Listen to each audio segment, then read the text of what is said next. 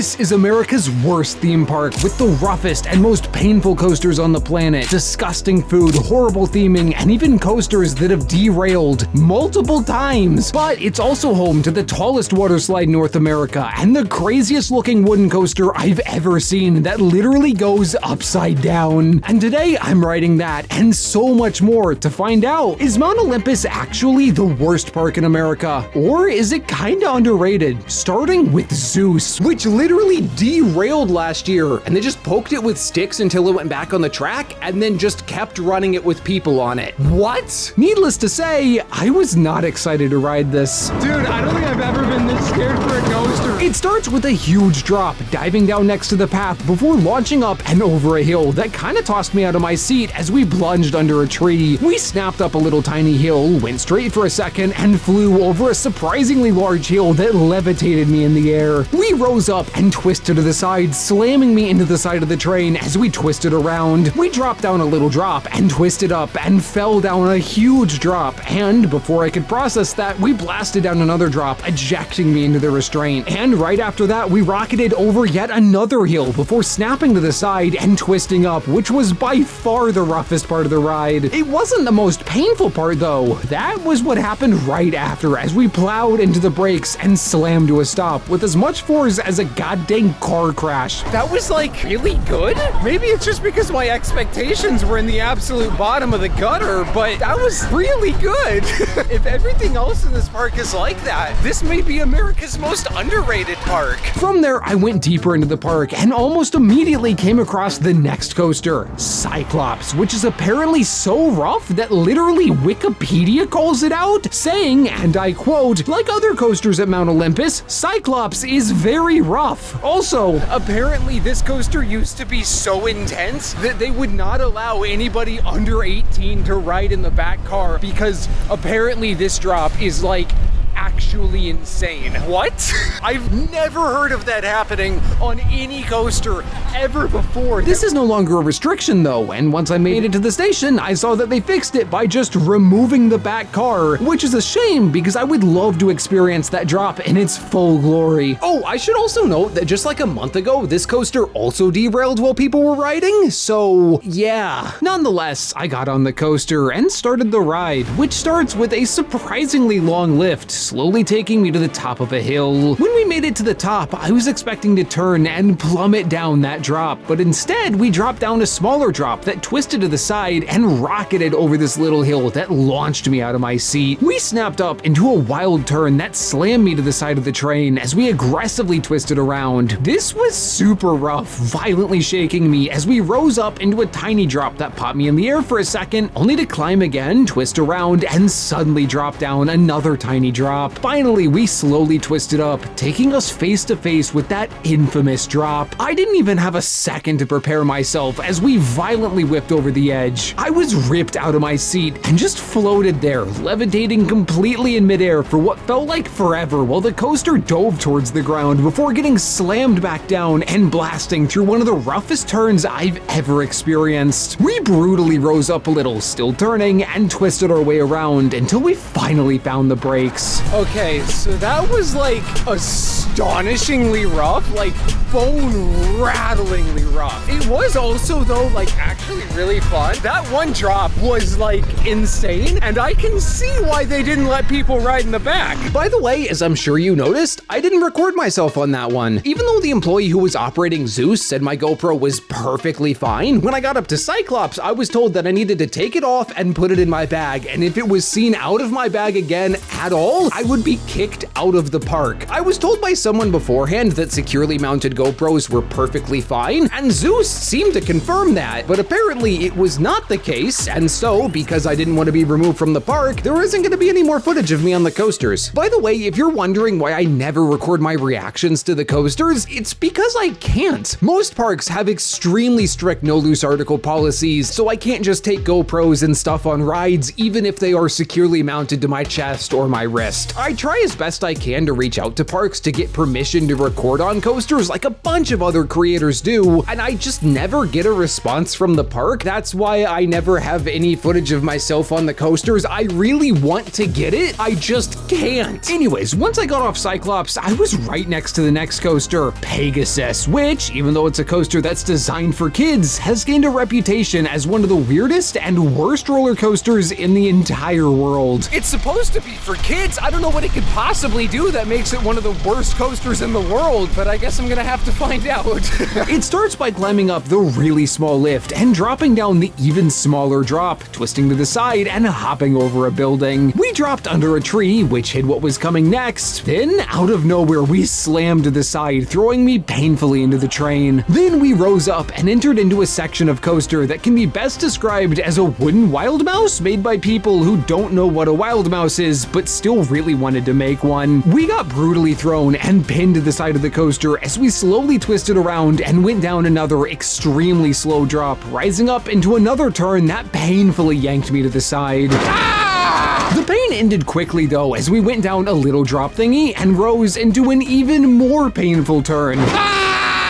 We went down another embarrassingly small drop and hit another turn, throwing me to the side while the coaster roughly shook its way through another lame drop. We blasted through another painful turn, which suddenly dove to the ground over top the go-karts. We rose back up and flew over a hill that kind of tossed me into the air, and an even bigger hill that did not toss me into the air, and finally we'd made it to the coaster's grand finale. We dove off the hill and rose up into what looked just like another hill. Out of nowhere though, we violently snapped through an extremely fast, completely unbanked turn. This felt like getting hit by a truck. I was whipped to the side and then suddenly unwhipped back to going straight in a moment so painful I legitimately had to go and sit down. I needed a little bit more time to rest after that, especially before going on the park's biggest coaster, which is apparently one of the roughest wooden coasters ever created. So I decided to explore the park for a little, and very quickly I realized that this was one of the ugliest parks I've ever been in. Apart from the entrance walkway, which takes you dangerously close to some coaster track, the front of the park is actually pretty cool looking, with wooden coaster track and supports going everywhere, and even some trees and grass, which aren't really there in the back part of the park, because that's basically just themed to concrete and rocks. The beach by the wave pool is just one giant concrete slab, as was the rest of the water park, with the most embarrassing part being the lazy river. I mean, do I even need to say anything? Just look at that! The whole park was just so gray and sad. Even the few decently themed buildings were just gray. That said, there were a few parts that did look good. The indoor area was cool, having a ton of color to it, though it was mostly just an arcade and a couple kiddie rides. It used to have a coaster in it, then somebody died on the coaster and it had to be taken out, so this area just feels kinda empty. The park's newest slides in the water park also look kinda awesome, with a Ferris wheel water slide that doesn't look real, and the tallest water slide in North America that stands 144 feet tall, which looked so crazy I had to give them a shot, starting with that giant slide, which I was terrified of. It was a really solid 65 degrees outside, so it wasn't going to be the most pleasant experience. Also, I am legitimately terrified of water slides. A few videos ago, I faced my fear of water slides for the first time and made some progress, but by the end I rode a slide that was too scary and had a panic attack so intense I was nearly hospitalized. That slide was 125 feet tall. This one is 145 feet tall. So I was pretty stinking scared, and I only got more and more scared as I slowly climbed up the huge tower. This is gonna suck. Oh my god. Once I made it to the top, I was more scared than I had been in my entire life. I'm so nervous for this slide. I think I'm gonna throw up. I tried to distract myself from what was coming by looking at the view, but before I knew it, it was my turn to take on the monstrous 145 foot tall slide. Wow, that's pretty cool. There we go. Woo! Oh my god! This slide was insanely fast and unbelievably forceful, pinning me to the side of the slide with so much force it was actually hard to breathe. Water kept spraying in my face as well, making it impossible to see, and the whole time it just kept getting faster and faster. I had no idea when the end was coming, so I just kept twisting around for what felt like an hour. Finally, I twisted to the other side, plummeted down a little drop, and brutally slammed into the water. Oh my god, look at how much I'm shaking. So, pardon the shaking, my entire body's shaking. If you watched my last video, you know I did a slide and I was nearly hospitalized for a panic attack. I'm getting those exact same symptoms. I can't feel my hands, I can't feel my feet, I can't feel my legs, I can't barely feel my face. After I got off of the giant slide, I wanted to sit down, but it was so cold that I just couldn't bring myself to do it. So I was on to the insane looking slide wheel thing. I cannot fathom that something like this actually exists. Like, how the heck is this an actual water slide? Well, after an extremely long line, it was time to find out. It starts with a conveyor pushing us into the wheel, and right away, it was weird. We went up the slide, but didn't have enough speed, so we fell down and kind of stood still for a second before somehow dropping into the section we couldn't go up to before. We slid up this green bit with glowing dots and fell back again, rocking back and forth for a second. We somehow slid deeper into the wheel, building up some insane speed before sliding up so high the tube slightly left the slide. We rocked back and forth for a bit, then got flung down another twisting section. It was crazy. Finally, we twisted our way out of the wheel and into this little twisty bit that doesn't look crazy from outside, but was pitch black and felt insane. Finally, we hit the pool, ending the surprisingly long slide. That was the weirdest slide I've ever ridden. I don't know what I was expecting to happen, and I frankly don't know what happened. I don't understand how that slide was possible. It doesn't make sense in my head, but it was very cool, and I would love to see it added more places, preferably where it isn't 65 degrees outside in the middle of June. There were a few other slides in the park that I wanted to do, but it was just too cold, so sadly I had to miss out on some pretty crazy slides and the most insane looking wave pool I've ever seen, with these huge, like 9-foot tall waves, meaning all that was left to ride was the park's biggest coaster, Hades 360, which is a wooden coaster that literally goes upside down and has an insane looking layout, but is also known as one of the roughest roller coasters on Earth. First though, we had to take a quick pit stop at the Hades themed barbecue place to try the park's apparently awful food. I didn't end up eating because I just didn't trust the food, but my family did, and they said it was pretty decent for theme park food. But now it was finally time to take on Hades 360. Unfortunately, I had to wait a crazy long time before I got to ride it. The line doesn't look too long, but it just never moved, which actually gives me a good opportunity to talk about this park's terrible operations. If you're unfamiliar, operations are basically just how often a coaster sends a train. Places like Disney and Universal tend to have the best operations, sending a train every minute or so, if not faster. Independent parks like Hershey Park are slower, sending a train every 2 minutes or so, and places like Six Flags are generally the worst, sending a train every like 3-ish minutes, 4 minutes if you get like really unlucky. You wanna guess how long it took Mount Olympus to send a train? Seriously, guess. Just take a second to guess.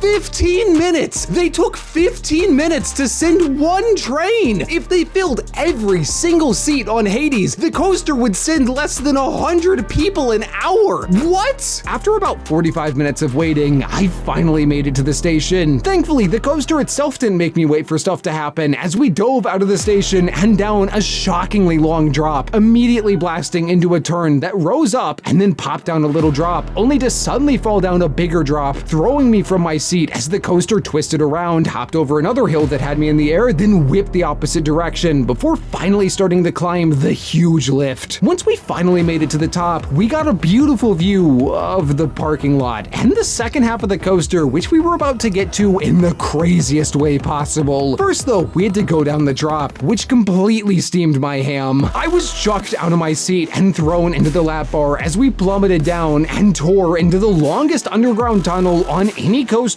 in the world. We blasted sideways, snapped over a hill, and suddenly twisted the other way before hopping up a little hill and shooting out of the tunnel on the other side of the parking lot. Now in this video, there's lights on in this tunnel. For me, it was pitch black, which made this so much crazier. Before I could even begin to process what happened, we launched up and flipped through a massive corkscrew, which is completely insane for a wooden coaster. We dropped out of the corkscrew and slammed into a brutally rough turn before twisting a bit next to the ground and soaring up and over a huge hill that threw me into the air as we dove back into the tunnel. We whipped to the side, flew over a hill, and then slammed over an unbanked turn, only to hop over another hill. We flew out of the tunnel, which was the roughest part of the ride. Everything before this was very bumpy, but this was something else. There was no time to recuperate from the pain as we popped over a big hill that was too slow to do anything, dropped down a little, and flattened out a bit, then suddenly dropped again, which violently flung me from my seat. We flew over another hill that tossed me skywards as we snapped down and into a turn, entering into an unbelievably rough turn that felt like it would never end. Thankfully, it did, and I got launched over yet another hill. Then we kept turning. Out of nowhere, we popped over a tiny hill and twisted the other way in a section of track that looks like it was recently retracked and was so much smoother. We twisted up and hit the brakes, ending the roughest coaster I have ever ridden. Okay, so it's a good thing I saved that coaster for the last one because I have the worst headache I've ever had. That is, without a doubt, the roughest coaster I've ever ridden. It should have been one of the best roller coasters in the world. Like, the layout is banging, but it's just so ungodly rough. So overall, would I say that Mount Olympus is the worst park in America? Yeah, but like with a little asterisk next to it. See, for me, the worst park I've ever visited from an entertainment standpoint is easily Six Flags America. That said, it is pretty undeniable just how bad this park is. The lines moved at an absolute snail's pace. The coasters were so rough that literally Wikipedia calls it out, and that's not even to mention the concerning amount of derailments, which should not be happening. The new slides were cool, but there is still a long ways for this park to go before it becomes an actually good park. By the way, real quick, I've recently started an Instagram where I'm posting my first reaction to the biggest coasters I ride, and right now, as this video goes live, I'm kicking off an absolutely insane European theme park trip, hitting some of the craziest parks in the world. I'll be posting videos from the trip at some point on this channel, but if you want to see my reactions early and follow along in real time, check out the link in the description. Speaking of good parks, if you enjoyed this video, I can almost guarantee that you'll enjoy this one from Hershey Park. They have some absolutely insane coasters that don't derail.